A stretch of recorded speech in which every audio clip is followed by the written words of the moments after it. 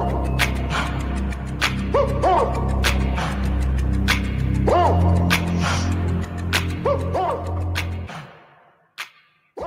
comes and goes. We're out here chasing a feeling. Up high, down low. We go from the floor to the ceiling. Hello, everyone. Welcome to Feels Out Loud, brought to you by Becoming Together Therapy and Wellness. This is your host, Tara Martini, along with the fabulous Becky McNattin. We're glad to have you listening as we live and share stories of mental health.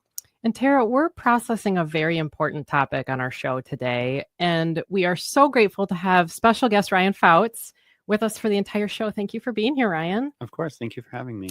Through the next hour, we are processing mental health care for LGBTQ plus youth. And this is a critical, and I'm going to say essential topic to discuss because the information around mental health struggles for LGBTQ plus communities is profound. Profound. According to the Trevor Project report released in 2024, 66% of LGBTQ plus youth ages 13 to 17 endorse anxiety, and 53% report depressive symptoms. 39% of LGBTQ teens and young adults have seriously considered attempting suicide in the last year. 39%. This includes 46% of transgender and non-binary teens and adults. That's almost half. That is almost half, listeners. And 12% of these youth did make a suicide attempt in the last year. I just threw out a lot of stats. Ryan, what are your thoughts about all of those? Yeah. It's a lot to take in. Yes. And it is sad to read and hear that is the reality that young people are facing today, but it is the reality that young people are facing today in our current social and political climate. I will say, those numbers that you quoted, I believe, are from the national version of the survey, and they did cut out Minnesota-specific numbers. It is a little bit better in Minnesota, but not much. So not enough to be like, yay, let's celebrate. So much better here. Go us. But it is a little bit better. But the mental health concerns of queer and trans youth are very real, very life-threatening. And deserves a lot of attention and focus to create a space where they can live lives just as healthy and comfortably as their straight and cisgender counterparts. So. Yeah, both in a discussion around what is helpful, what's working, and what isn't. What isn't offered. And we're going to talk through all of that today. Wanted to hear a little bit more about you. Yeah. So I'm a social worker by background. Most of my career has been focused on working with youth in some capacity. I started working with homeless and street involved youth, doing street outreach, case management, things like that, out on the West Coast. And within the homeless youth community, LGBTQ plus youth are greatly overrepresented in that community. So that has been sort of a part of my process and my experience pretty much my whole career. I've been in the Twin Cities for about 5 years. I've been at Reclaim for about 4 years. I just love working with youth and young adults, creating spaces and opportunity for them to become their best selves. So that's incredible. What makes you passionate about working with trans youth, queer and trans youth? Yeah. Thinking back to my own journey, when I was a teenager, I started really questioning my own sexuality and, beginning to come to the realization that I didn't think I was straight, but absolutely did not feel safe, did not have any sort of outlet to turn to. I grew up in a rural community in Kansas, and there was no one to turn to say, hey, I got to talk about this. So, kind of silently went through some depression. And so I'm really passionate about places like Reclaim to create spaces for youth today that I didn't have when I was. Wow. That's beautiful. Wow. So you did something about it. Well, such an important topic. We're going to take a short commercial break, but stay tuned as we explore further mental health care for LGBTQ teens and adults, young adults. Thank you for listening to Feels Out Loud, and we will be back in just a moment. All you got to do now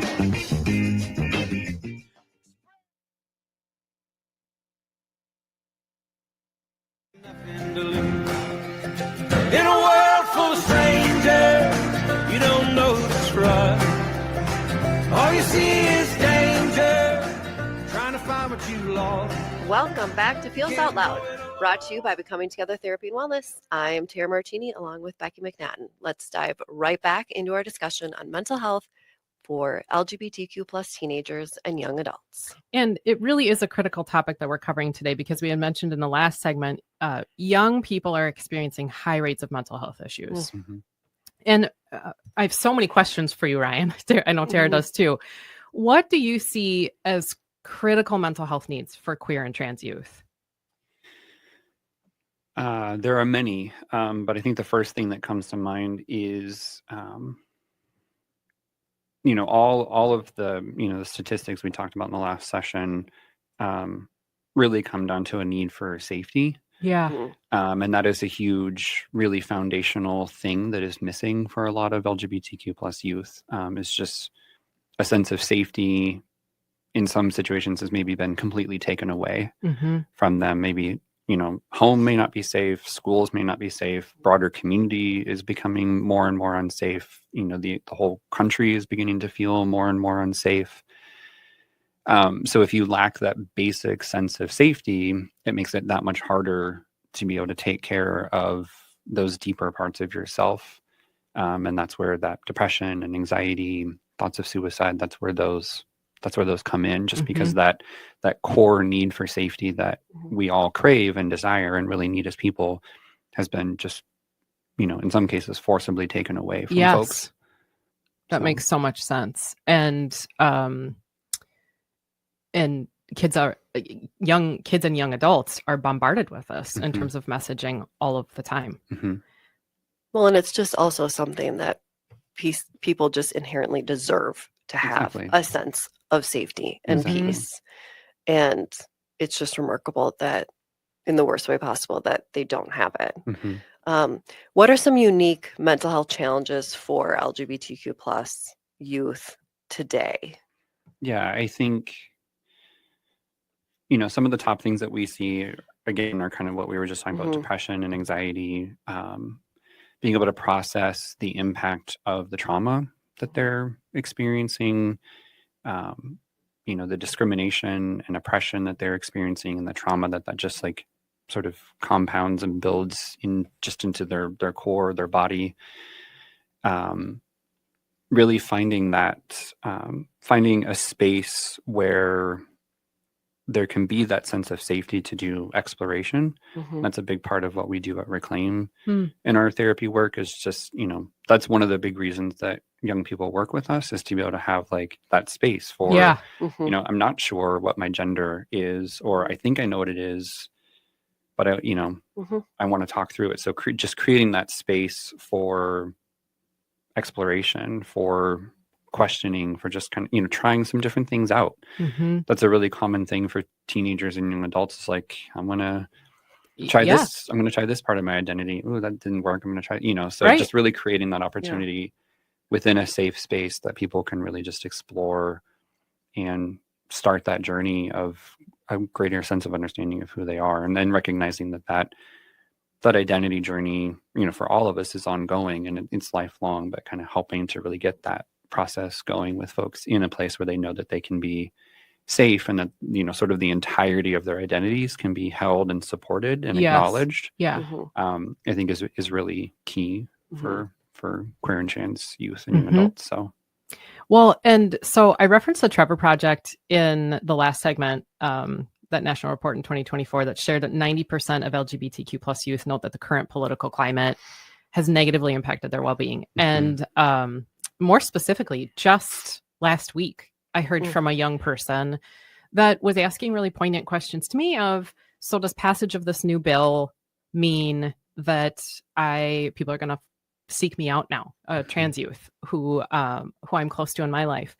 And although the bill doesn't say anything specifically about that, it spoke to this idea of the political climate and the messaging that is happening all of the time of new, as you said earlier, very poignantly, rights being taken. That, I'm assuming you're seeing this, of this 90% that are impacted by the the current political climate, but what would you say about it? And how are you seeing the impact lived out in the work that you do at Reclaim? Yeah, I think in terms of the impact, I mean, from everything that I hear from our therapists, yes, I mean, this is a huge part of conversations of therapy sessions right now, is not only the sort of, intrapersonal work that our clients are doing with their therapist, but yeah, just kind of needing to take a step back and have those questions of how are you navigating, how are you taking care of yourself in the midst of all of the chaos that's going on in our country. And so, kind of really seeing it as, kind of taking a step back and really just focusing on some of those basic safety,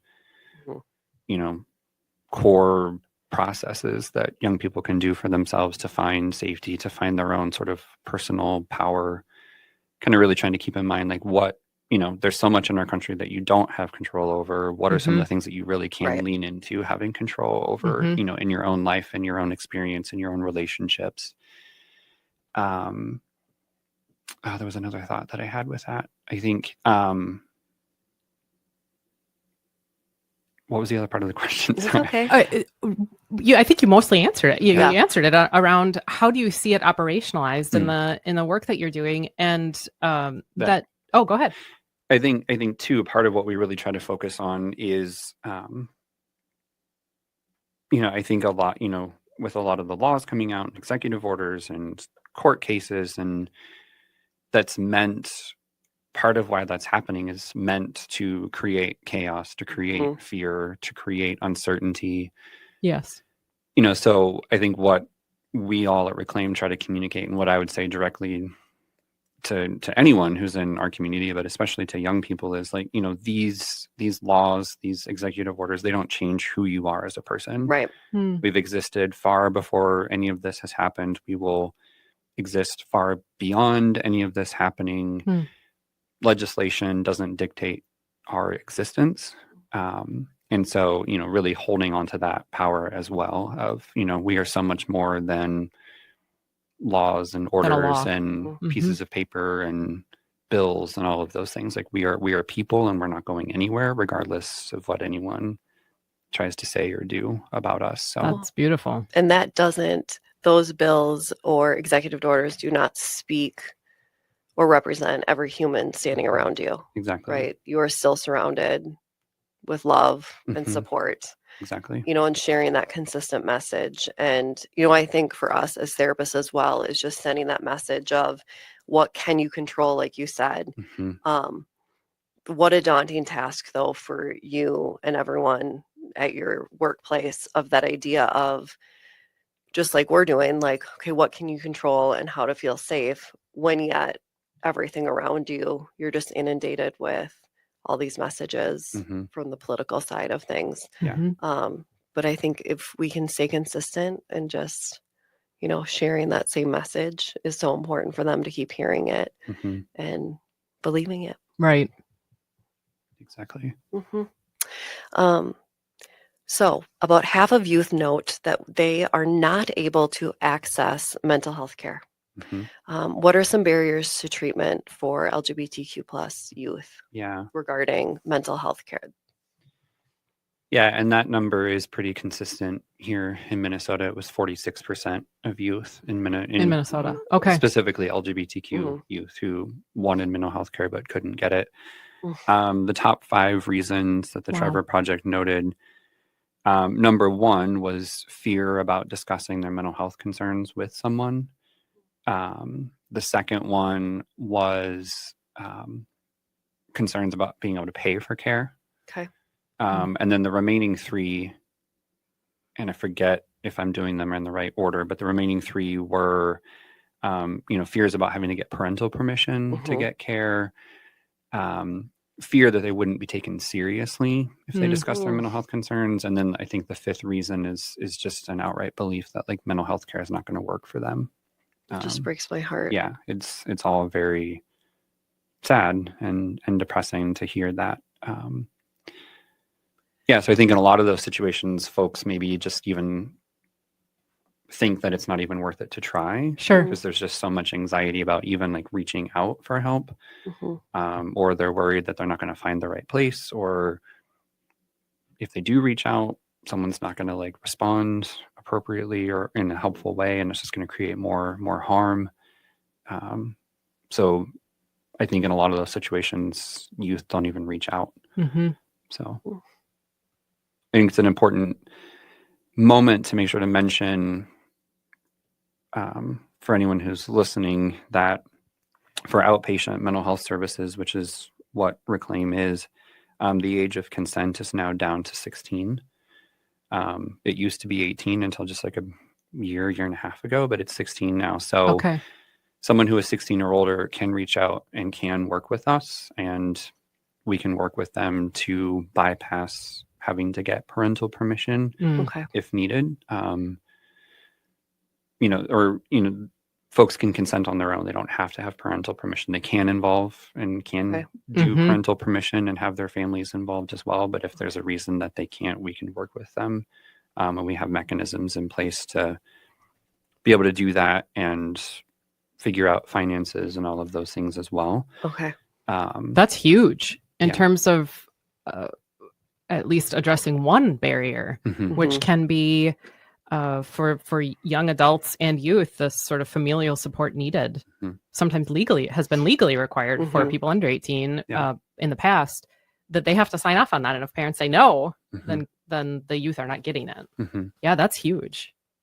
Yeah, the way that I frame it when I talk about it is, if somebody can start working with us at 16 versus 18, that's 2 more years of time that we can work with that young person to try to minimize the impact of things like depression, anxiety, substance use. Well, just the trauma, to be able to work through that with them. Exactly. So that gives us 2 more years of opportunity to. And as you talked about identity exploration and identity creation, that is what adolescence is for humankind. Through adolescence and young adulthood. And you have 2 more years in a safe space for someone to identity create. So huge. Yeah. That's very important. So along the additional statistics that have come out about the experiences for queer and trans youth, 23% of LGBTQ plus youth and 28% of transgender and non-binary youth report that they've been physically threatened or harmed in the last year due to their sexual orientation or gender identity. We're talking about 1/4 of youth. And this is trauma. What kind of, how does this kind of trauma influence the services you provide and the processing that you are all doing at Reclaim? Yeah, I think, unfortunately, because that is such a high prevalence, that's part of the conversation that our therapists are having with young people, is to talk very openly, about experiences they've had and how that does impact them on both a physical level and on an emotional and mental level. And then, if someone is in a space where they want to be able to sort of process and work through that, then, our therapists are working with them to look at what that, to really explore with them and kind of co-create what that, treatment, for lack of a better word, would look like for them to kind of really be able to unpack that, sort of set that pain aside, sort of be able to have that recognition of, sort of that separation of like, this horrible event happened to you. It is not you yourself. It is not part of you. It's something that happened to you. How can you really still hold on to the core of your identity?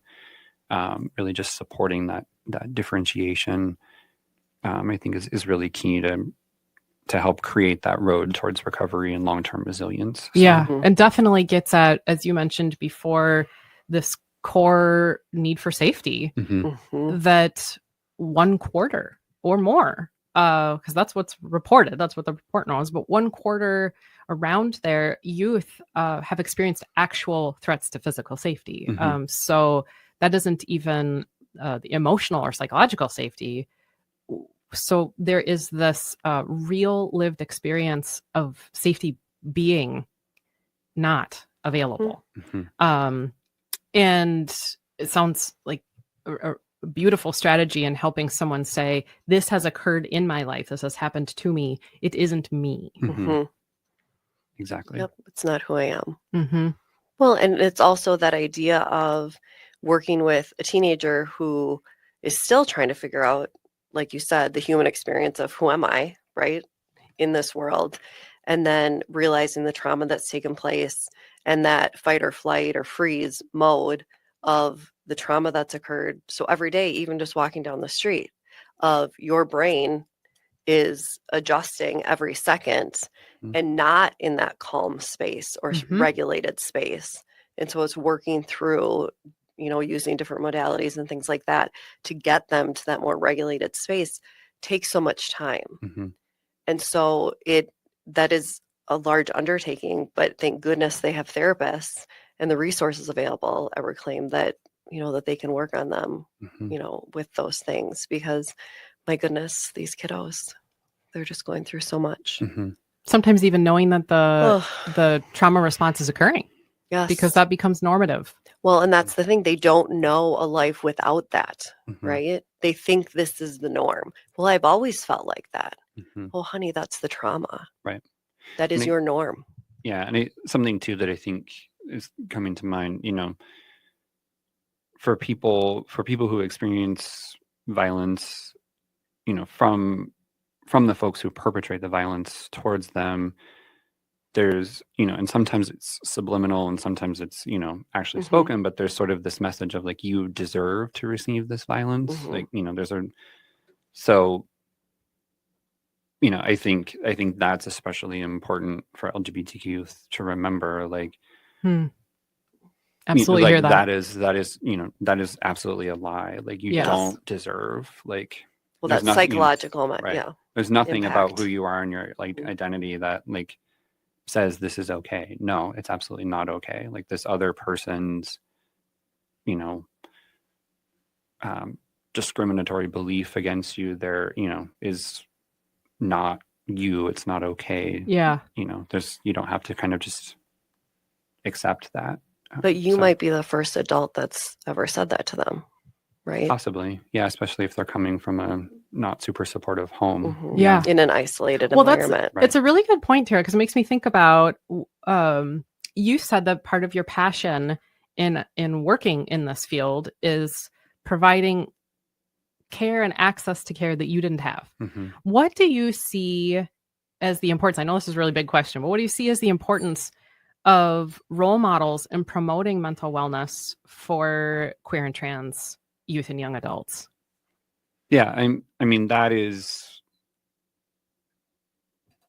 honestly one of the biggest things. Research shows that if an LGBTQ young person can identify even one supportive adult in their life, that alone can drastically reduce all of those mental health concerns. Their depression would be lower, anxiety, concerns about harming themselves, like all of those things are going to be lower simply from like being able to say, I know I've got at least one person in my corner, and that's incredible.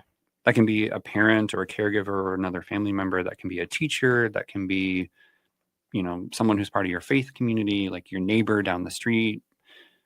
It doesn't necessarily, it doesn't have to be like just a professional. Like it can be just, even one supportive adult in their life. One good human. Yeah. Like that alone makes a huge difference.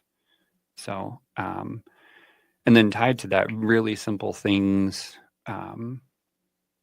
especially like, for trans and gender expansive youth, things like, if someone's using different pronouns or sort of testing different pronouns, in the grand scheme of things, something very simple, like actually respecting their pronouns. That there was one year, I think it was in 2020 or 2021, where the Trevor Project found that alone dropped the risk for suicide by over 50%. That alone. So, and in the grand scheme of things, having the like, oh, you use she, her pronouns. Cool. I can do that. Like, what a simple, really not that hard. So, but complex. I mean, I'm minimizing the impact on the person. What a simple thing we can do. Right. Yeah. That's, and as you said, when you are offering programming to kids, if you are the one safe adult or supportive adult, you might be the person, and our listeners could be that person for a young person as well, to say, you are safe with me. You are not owed. You don't deserve the treatment if you have experienced fill in the blank. That has a huge impact. The huge impact. I mean, you just said it can reduce suicidality by 50%. Speaks to the power of what you all are offering in terms of programming. And we were wanting to talk today about the ways that affirming spaces, just supportive spaces, influence mental health and coping for young people. I think you just said it. And well, it's essential, actually. And the influence is that it doesn't require a lot and has huge rippled effect. Walk us through what does the programming look like at Reclaim? Sure. Yeah. So Reclaim's focus is to provide financially accessible, specialized mental health care to queer and trans youth. So our age range is 12 to 25, and our core focus is providing that direct mental health care. So most of our work is through individual therapy, but we also do family therapy, couples and relationship therapy. We've historically done group work, and we're in the process of reviving group therapy processes as well. But that is the crux of the work, is to do that direct mental health support. We really, so we take insurance. We take most major insurance plans. We use that when we can. But when folks don't have insurance, can't meet co-pays, or in a lot of cases, they're scared to use their insurance, Right. because of what might happen to their records. We have an equity-based sliding scale. So we look at things like their security with transportation and housing and food and things like that. And that is used to help identify a potential number that they can contribute towards their therapy. And that's a conversation between the young person and their therapist. And if there's a situation where a young person can't pay, okay. And they still get the same care that every other young person does. So you make it very accessible. That's incredible. Yeah. We also sort of alongside our therapy work, we do parent and caregiver consultation sessions to family members. And these can be parents or caregivers who don't have youth who are our clients. Like, this is kind of open to anyone.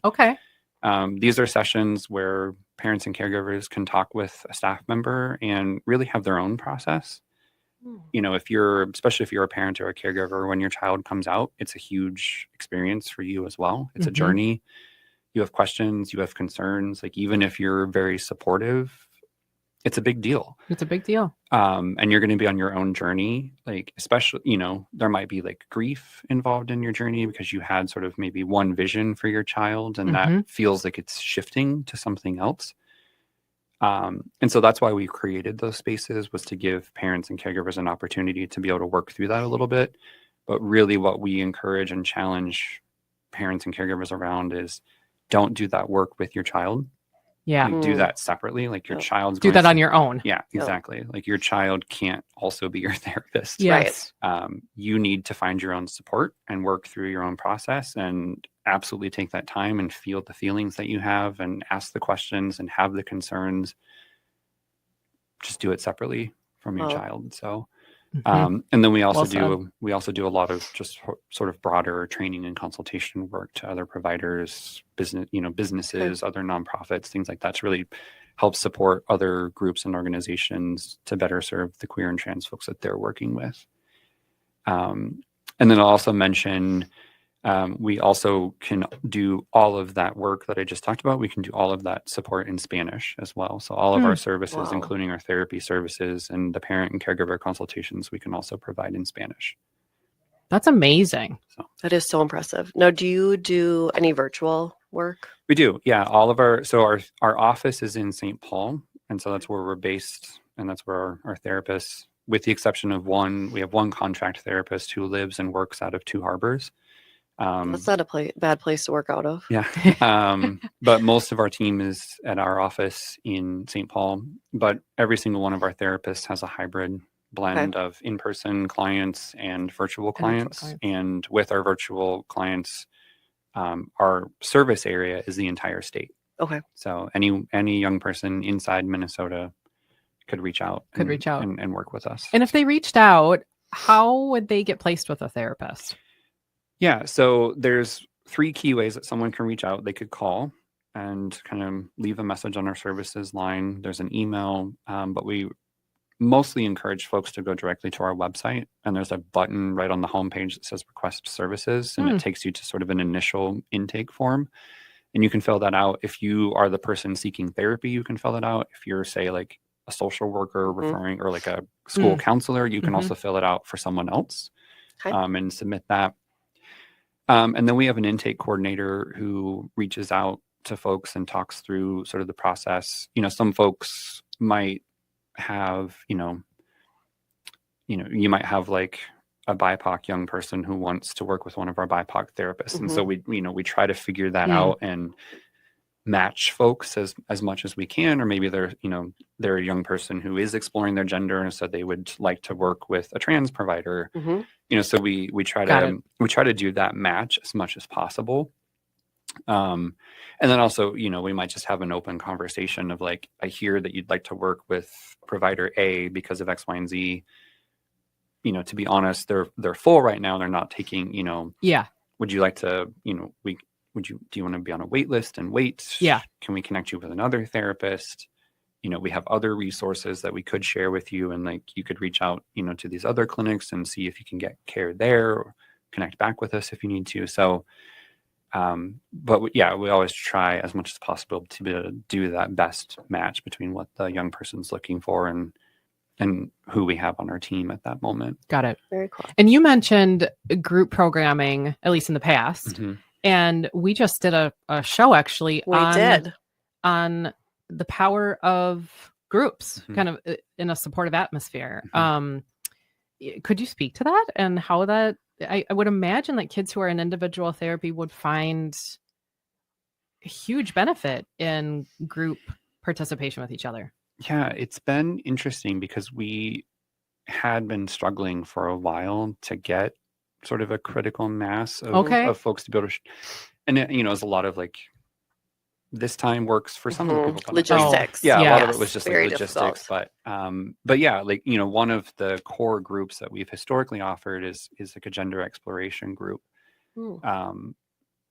And the big focus of that is to be able to like have conversation with your peers around what exactly is gender. And throughout the course of that group, like a couple of different models of gender are presented, and sort of like, here's this version of how gender is described. What do we think? And how does that fit with you? Cool. And so yeah, I think there really can be, something very powerful about that sort of peer connection. And that's something we've been talking about more so recently, especially with social and political context right now of, maybe even not necessarily like a therapeutic group, but creating peer spaces where the youth we're serving can really come together, kind of like in solidarity. Sure. And community. And so we're sort of in some exploration right now of like what that could look like. Yeah. I love that. In that part of what we were talking about in our previous episode was the impact of belonging. And so when you feel like you are part of something beyond you, how that influences our mental health in ways that are hard to measure.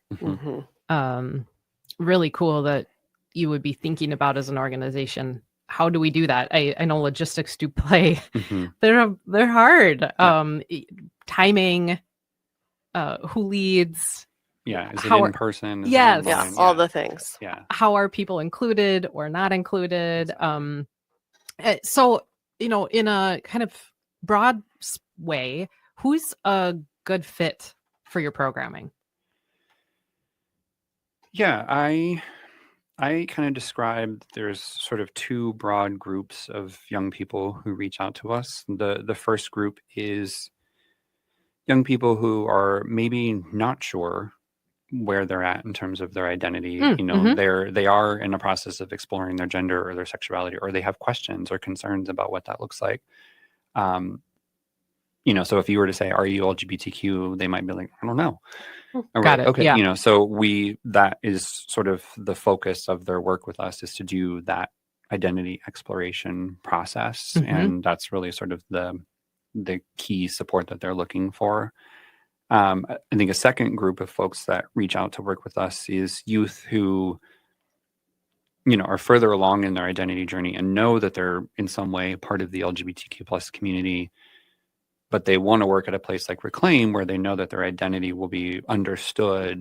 And They're safe. Yeah. Safe. And where they'll be understood, and where their identity won't sort of impact or get in the way of the treatment, but their focus isn't necessarily on their identity. It's on, ADHD or depression or, Absolutely get that. So they're wanting to focus on another type of mental health concern, but they know that if they disclose that they're non-binary, like their therapist isn't going to be like, wait, what? I don't get it, So, so those are, I think, kind of the two sort of broad groups of folks that work That with makes us. so much sense. And so we guess you get asked this question with some frequency. What happens at 25? Like when people sort of age out of your age group of focus? When we say 25, we do through the 25th year. And we really try within that timing to, bridge to some other type of connection as much as possible.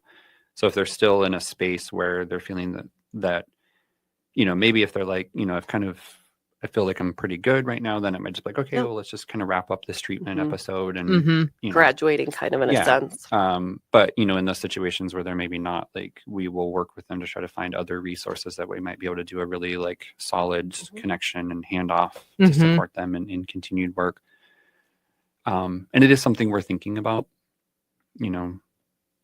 maybe we go through 26 because there's also, 25 is that year that like if you're on insurance, you get dropped from your family's insurance. And, so that is something we're talking about as well.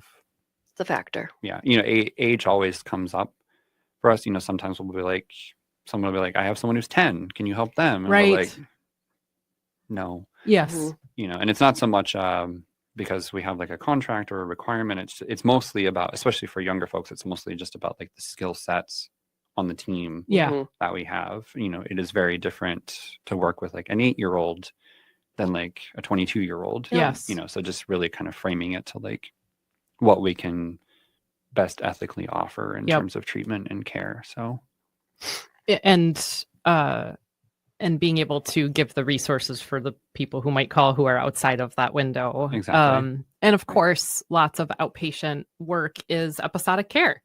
People might not get seen for the entirety of their youth and young adulthood, but that if they call back and are close to that 25 or so age range, you might say, here's some other places to call. Yeah. So you mentioned, you'd said you can go to the website or reach out by phone. What is your website? And it is www.reclaim.care. .care. Okay. And if someone is, sitting there right now saying, I don't know if I should reach out, you're saying, please do. You're saying, call us and maybe explore your website. Exactly. See what you all are sharing and noting on your website. I'm just so struck by this conversation today. It's left me thinking a ton of things about how important human connection is. We talk about that on our show all the time, but really how it cannot be discounted. That the connection with other people, regardless of what the presenting issue, matters so much. And Well, particularly now. Right I now. think there's no greater time than now. We are headed to a commercial break, but when we come back, we will talk through listener questions about mental health care specifically for LGBTQ plus teens and young adults. We will process your feels in just a moment. Nobody else. All you got to do now.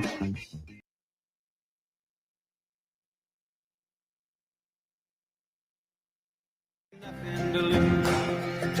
In a world full of strangers, you don't know that's right. We are back again with Feels Out Loud. And this part of the show is where we talk through questions from our beautiful listeners.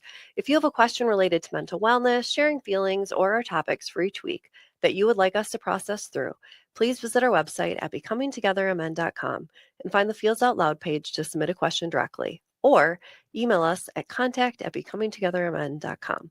Of course, follow us on social media as well. We really do want to hear from you and what you are wondering about. And we do want to hear from people. Yes, and, we do. I'm so proud of the people who reached out around questions about the topic that we've been talking about today. Me too.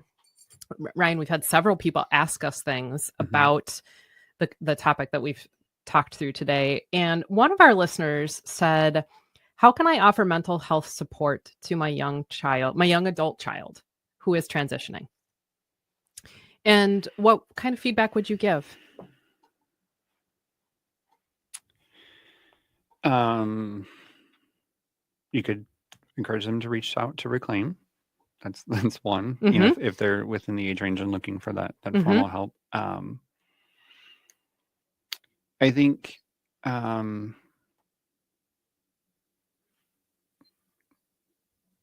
conversation is always a great place to start. Saying, you know, well, two things. I think even before conversation, consent is a great place to start. So kind of like, hey, it would be, I'm wondering if we can talk about certain things. Is that okay? Kind of having that establishment with your child. And then just opening chances for a dialogue around, are they having any questions or concerns or fears or anxieties? You know, if in this situation, if it's a young adult, like, you know, maybe as the caregiver, you know, in that space, you can be a little bit more maybe, you know, kind of maybe talking about some of your own concerns, or sort of kind of reflecting back on what things were like for you when you were a young adult, and maybe, you know, kind of drawing comparison between, you know, here's what it was like for me. How are things for you? Like, you know, but yeah, I think just starting with that, like, acknowledgement of like, I'm here and I'm open to having a dialogue about whatever you'd like to talk about. And I think I think there's a lot of, and whether or not it's, you know, around just mental health concerns in general, or if it's around LGBTQ specific stuff, there's a lot of, I think folks have anxiety and they're nervous about like making a mistake or messing up or saying the wrong thing. Right. And as gently and nicely as I can say it, yeah, you're going to mess up and you're going to make mistakes. So, yes, you know, well but said. it's okay. Yeah, part of me is like, you know, get over it, because you're going to mess, you know, like, and that's okay. Like, but I think having that acknowledgement with someone in your life saying like, I you know, I know that I'm going to mess up, and when I do, if I don't catch it, please tell me. If something hurts, please tell me. Yeah. I will do what I can to, you know, fix that. But like having that acknowledgement too of, you know, because young people aren't expecting like, okay, I just made this change in my identity and get it right and be, you know, right. Like, we're all people and we're all on our own journey. And so being able to have that acknowledgement too of like, I might not have answers for you. I might not say the right thing. I might not know what I'm talking about. Yeah.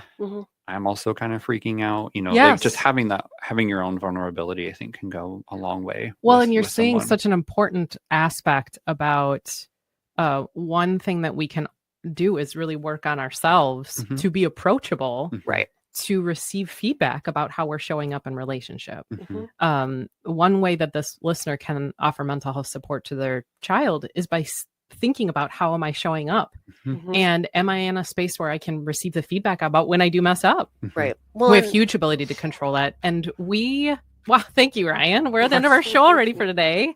And thank you, everybody, for listening this morning. Join us next week as we keep talking through more mental health focused topics. And in the week ahead, everyone, be kind to yourself.